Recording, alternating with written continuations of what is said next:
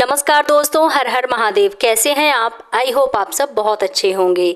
तो दोस्तों, आपने बहुत लोगों को यह कहते ज़रूर सुना होगा कि मैं इतनी पूजा पाठ करता हूँ लेकिन उसका पूर्ण फल मुझे नहीं मिलता है और हमारे घर में बरकत नहीं होती है। तो इस वीडियो में हम उसका कारण बताएंगे कि असल में जाने अनजाने में कुछ लोग पूजा के दौरान कई तरह की गलतियाँ कर बैठते हैं, जिसकी वजह से उन्हें पूजा पाठ का पूर्ण फल प्राप्त नहीं होता है और पूजा अधूरी मानी जाती है। ऐसे में अगर आप गलत विधियों और गलत नियमों के साथ पूजा करते हैं तो इसका विपरीत प्रभाव भी पड़ सकता है। तो चलिए जानते हैं कि घर और मंदिर में पूजा करने का सही तरीका क्या है। दोस्तों, किसी भी देवी देवता या भगवान का पूजन करने से पहले स्नान किया जाता है। स्नान के पश्चात शांत मन से भगवान के सामने आसन पर बैठा जाता है। पूजा कभी भी खड़े होकर नहीं करनी चाहिए और ना ही खाली फर्श पर बैठकर पूजा करनी चाहिए। कुछ लोग पूजा करते समय सीधे जमीन पर ही बैठ जाते हैं, जो कि बिल्कुल गलत है। जिस तरह से आपने भगवान को बैठने के लिए आसन प्रदान किया है, ठीक उसी तरह स्वयं भी आसन पर ही बैठें।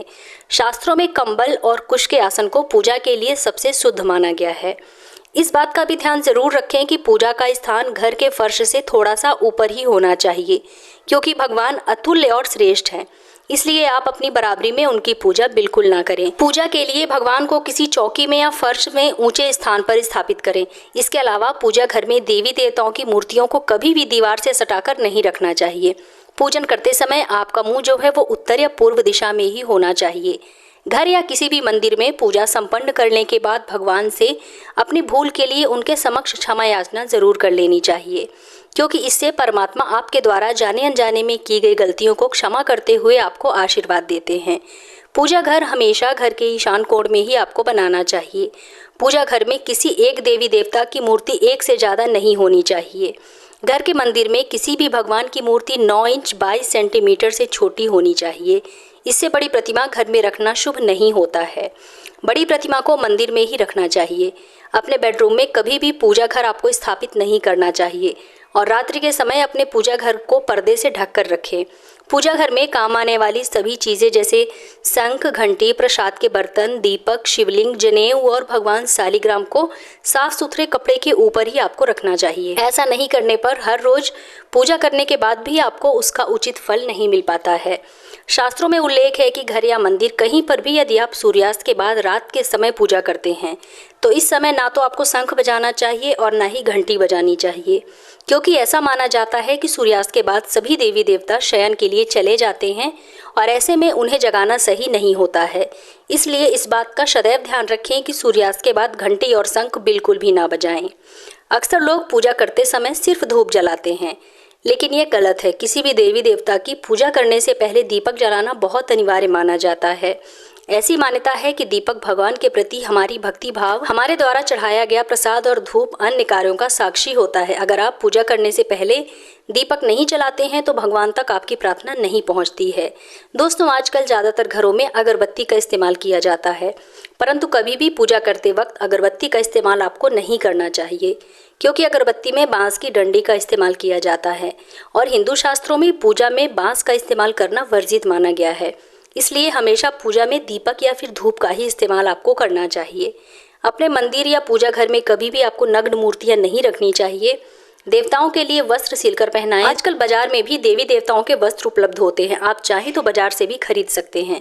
हमेशा देवी देवता के पसंद के अनुसार या फिर शुभता को ध्यान में रखते हुए ही वस्त्र धारण करवाना चाहिए। सूर्य, गणेश, दुर्गा, शिव और विष्णु यह पंचदेव कहलाते हैं। इनकी पूजा सभी कार्यों में अनिवार्य रूप से जरूर की जाती है।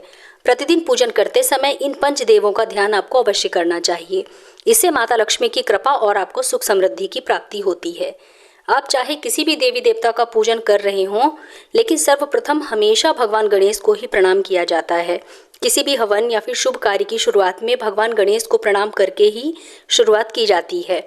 ऐसा कहा जाता है कि भगवान गणेश को प्रणाम किए बिना पूजा करने से उसके फलों की प्राप्ति बिल्कुल नहीं होती है। दोस्तों, बिना सर ढके भी हमें पूजा नहीं करनी चाहिए। मान्यता है कि बिना सिर ढके पूजा करने से इसका पूर्ण फल प्राप्त नहीं होता है। पूजा के दौरान सिर ढकना भगवान के प्रति श्रद्धा भाव को दर्शाता है। पूजा के दौरान सिर ढकने के धार्मिक कारण के साथ साथ वैज्ञानिक कारण भी बताए गए हैं। इसलिए स्त्री हो या पुरुष पूजा के दौरान सिर जरूर ढके।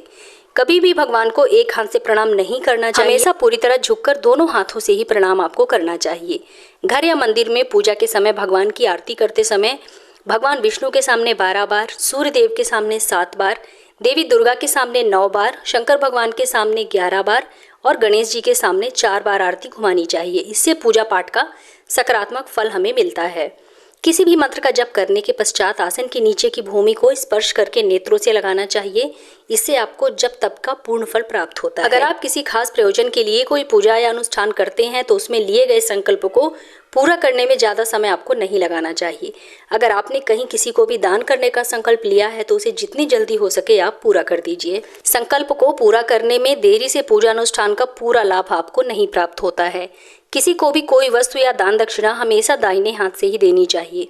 एकादशी, अमावस्या, कृष्ण चतुर्दशी, पूर्णिमा व्रत तथा श्राद्ध के दिन में बाल और दाढ़ी नहीं बनाना चाहिए। जिन लोगों का यज्ञोपवीत संस्कार हो चुका है उन्हें बिना जनेऊ पहने पूजा पाठ या किसी तरह का अनुष्ठान नहीं करना चाहिए, क्योंकि बिना जनेऊ धारण किए जो भी धार्मिक कार्य किया जाता है वह पूरी तरह से निष्फल माना जाता है। दोस्तों, हिंदू घरों में पूजा पाठ या अन्य धार्मिक कार्य में इस्तेमाल करने के लिए गंगा जल जरूर रखा जाता है, लेकिन क्या आपको पता है कि प्लास्टिक की बोतल में या किसी भी अपवित्र धातु के बर्तन जैसे एल्युमिनियम और लोहे के बने बर्तन में गंगा जल आपको नहीं रखना चाहिए। गंगा जल तांबे के बर्तन में ही रखना शुभ माना जाता है। अगर आप पूजा करने के लिए मंदिर में जा रहे हैं तो आपको हमेशा अपने घर से ही लोटे में जल लेकर जाना चाहिए। कभी भी मंदिर में रखे जल से ईश्वर का जलाभिषेक नहीं करना चाहिए। जब भी आप जल चढ़ा करके मंदिर से वापस आएं तब आपको इस बात का ध्यान ज़रूर देना है कि जल का लोटा कभी भी खाली घर वापस नहीं लाना चाहिए।